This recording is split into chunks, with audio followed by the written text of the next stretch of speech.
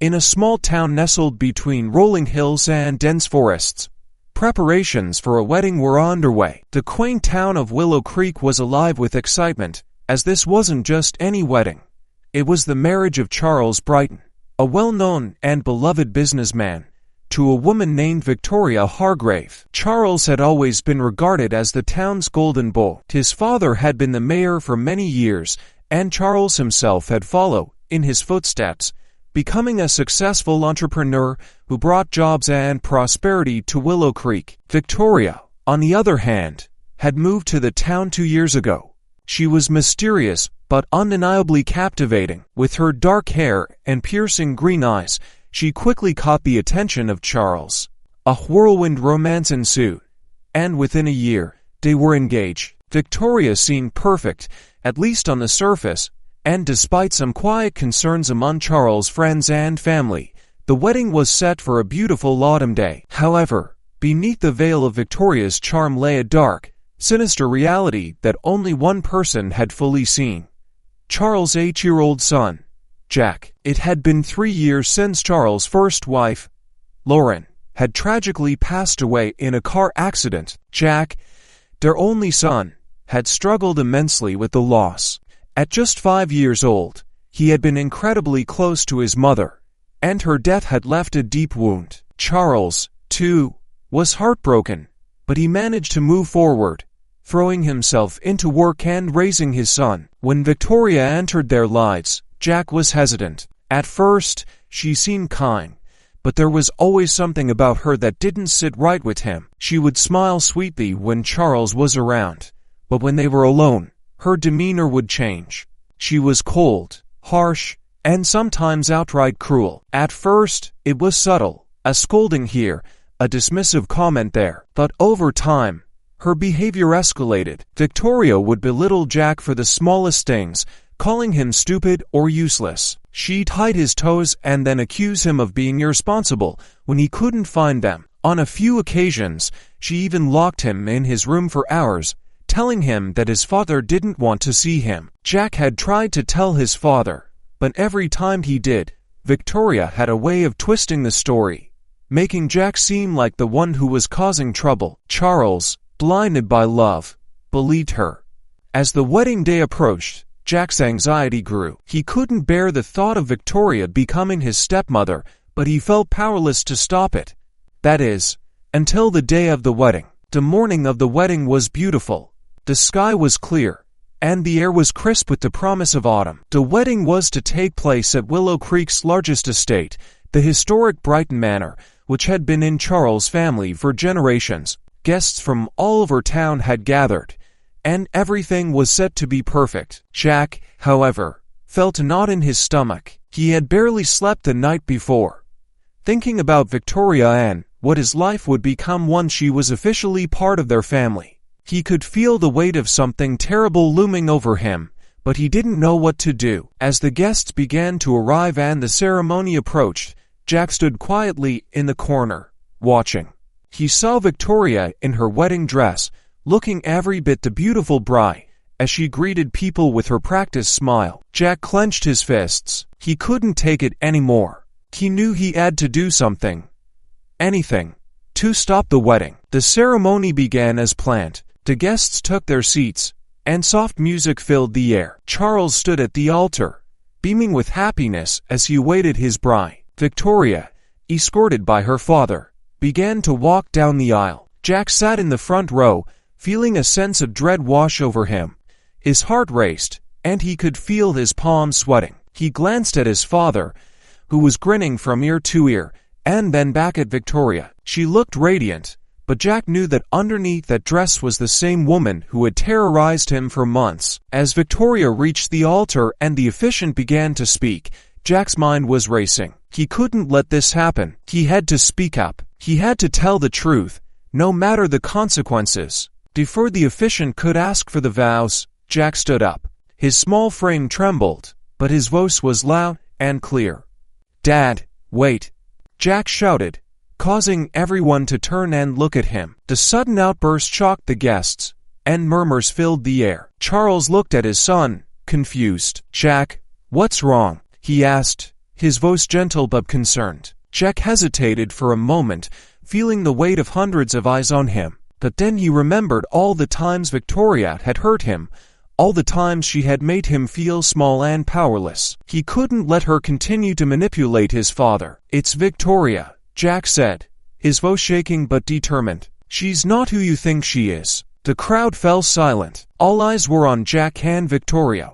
Charles' face was a mixture of confusion and disbelief. "What are you talking about, Jack?" Charles asked, glancing at Victoria, who was now standing frozen, her smile replaced by a cold, hard stare. Jack swallowed hard. He knew this was his chance to finally tell the truth. "She's mean to me, Dad," Jack said. "When you're not around, she says horrible things. She locks me in my room and tells me you don't love me. She hurts me." Gasps echoed through the crowd. Charles' face drained of color, and he turned to Victoria, who was standing motionless. Her eyes, once filled with fake warmth, were now sharp and calculating. "That's not true," Victoria snapped, her voice suddenly cold and defensive. "He's lying." But Jack stood his ground. "I'm not lying, Dad.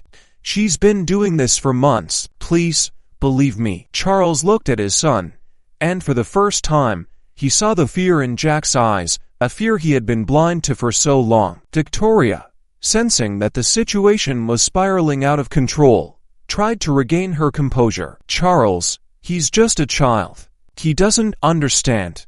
He's upset because he misses his mother, and he's making up stories." But Charles wasn't listening to her anymore. He was focused entirely on Jack.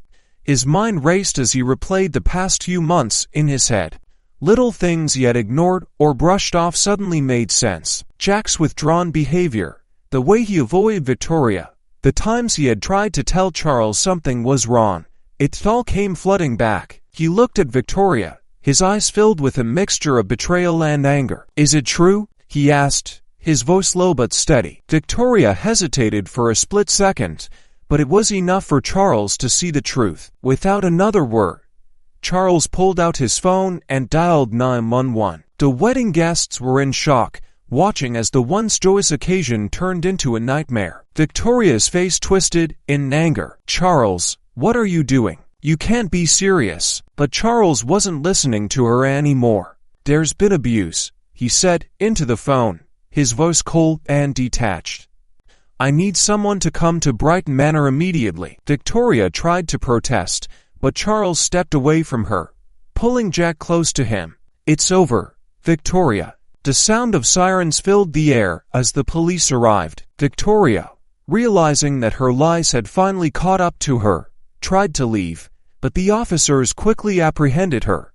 As she was led away in handcuffs, her once perfect facade shattered, revealing the cold, calculating person beneath. The days that followed were a whirlwind of emotions. The wedding, of course, was cancelled, and Victoria was charged with child abuse. The investigation revealed a pattern of manipulation and cruelty that extended beyond Jack, and it became clear that Victoria had been hiding much more than anyone had realized. Charles was devastated by the betrayal, but more than anything, he was consumed with guilt for not seeing the signs sooner. He had been so blinded by his desire to move on and build a new life that he had ignored the warning signs right in front of him. Jack, though shaken by the events, found solace in the fact that his father now believed him. Charles made a promise to Jack that he would always listen to him, no matter what.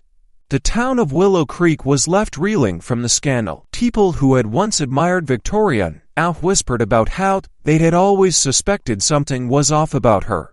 But amidst the gossip and the shock, there was a sense of relief that the truth had finally come to light. In the months that followed, Jack and Charles began to rebuild their lives. They spent more time together, healing from the trauma that Victoria had caused. Charles enrolled Jack in therapy to help him process everything, and they both began to find a sense of peace. Though the scars of what had happened would always remain, Jack knew that he had done the right thing by speaking up. He had saved himself and his father from a life of misery, and in doing so, he had shown incredible courage. As for Charles, he vowed never to let anything come between him and his son again. He had learned a painful lesson, but it had brought him and Jack closer than ever before. And so, life in Willow Creek continued. The town would always remember the day the truth was revealed at Brighton Manor, but for Jack and Charles, it was the beginning of a new chapter, one built on trust, love, and the unbreakable bond between a father and his son. As time passed, the shock of the wedding day began to fade, but the lessons it left behind were deeply ingrained in Charles and Jack's lives.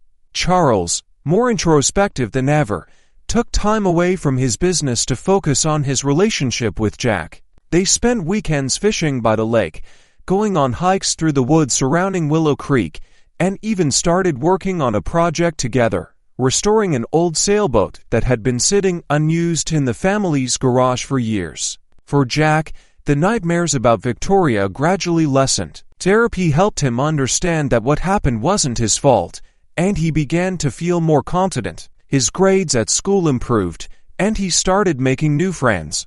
He even joined a local soccer team, finding joy in being part of a group that supported him. Charles made good on his promise to always listen to Jack. No longer would he dismiss his son's concerns or brush aside his fears. They talked more, really talked, about their feelings, their grief over losing Lauren, and their hopes for the future. It was during one of these conversations that Charles realized something profound. He had spent so much time chasing after happiness in the wrong places, but the real source of his joy had always been right in front of him, his son. Willow Creek slowly returned to its peaceful, idyllic state, but the events of the cancelled wedding still lingered in town gossip. People stopped Charles on the street to express their support, their disbelief, and their apologies for not seeing through Victoria sooner. Charles, humbled and thankful for the community's compassion, held his head high, knowing that what had happened, while painful, had ultimately strengthened his bond with Jack. Victoria's trial became a local sensation, with newspapers and television stations covering every detail. She was sentenced to several years in prison for her crimes, including child abuse, manipulation, and fraud. Evidence surfaced that she had a history of exploiting vulnerable people, and Jack wasn't her first victim. This knowledge brought Charles a grim sense of closure, though the emotional scars remained. Through all of it, Jack remained strong. His bravery on that wedding day didn't go unnoticed by anyone, especially his father. Charles often reminded Jack of the courage it took to speak out, calling him his hero. Jack would blush whenever Charles said it, but deep down, he knew he had done something important. As the months turned into a year, life for Jack and Charles settled into a comfortable routine. The sailboat they had worked on together was finally finished, and they took it out on the lake for its maiden voyage. As they sailed across the calm water, the autumn leaves reflecting off the surface like a mirror, Charles couldn't help but feel a deep sense of gratitude. Despite everything that had happened, they had made it through. Together, one evening, as they sat by the lake watching the sunset, Jack asked his father a question that had been on his mind for a while. "Do you think you'll ever get married again, Dad?" Charles was silent for a moment, looking out at the horizon. The thought had crossed his mind, of course, but his answer now was different from what it would have been a year ago. "I don't know, Jack," he said honestly, "but if I do, I promise I'll listen to you. We'll always face things together from now on. No more secrets. No more ignoring how we feel." Jack smiled, feeling reassured. "Okay, Dad." As the sun dipped below the trees, casting a warm orange glow over the water, Charles put his arm around his son's shoulders. "We've been through a lot, Jack, but we're stronger for it. No matter what happens, we'll always have each other." Jack nodded, leaning into his father's embrace. For the first time in a long while, he felt safe. The weight of the past had lifted, and in its place was something new: hope, love, and the promise of a better future. Together, they watched the sun disappear, knowing that tomorrow would bring new possibilities, but whatever came their way, they would face it as a family.